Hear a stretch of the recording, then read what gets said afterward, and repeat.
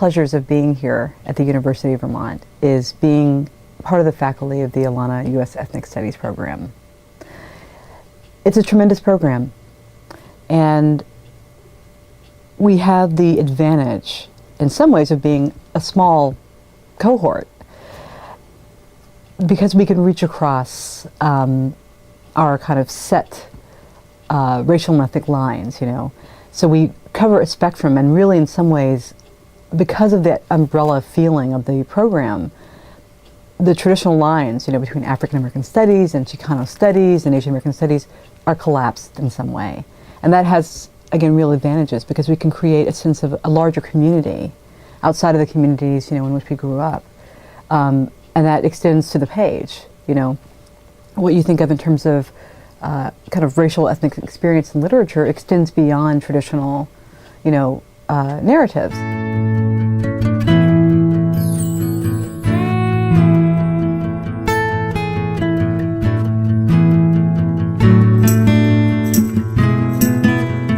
Well, I'm passionate about theater, and my creative work is in the theater. I'm a director, I'm a writer, I'm an actor, and a lot of the work that I've created in the last 10 years has been solo performance work that I have come to see reflects my own sense of identity. So I'm very interested in identity. As a gay man and as a Latino man, I find that my creative work really reflects who I am as a person.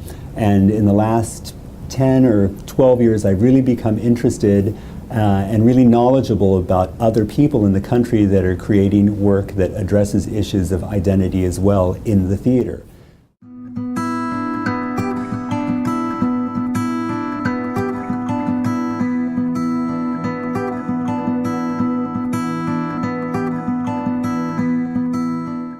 Well, it's a challenge, in part because of our demography. With, you know, such a small population of students of color, but it's also for that very reason an opportunity, and for that very reason a responsibility and almost a kind of calling, if you will.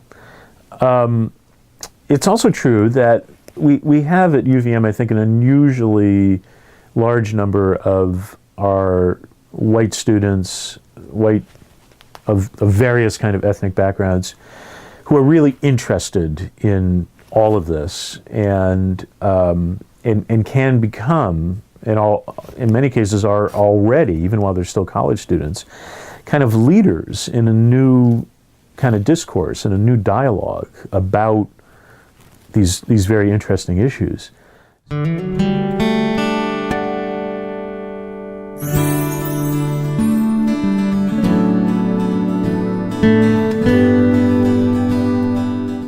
know, why should you be here?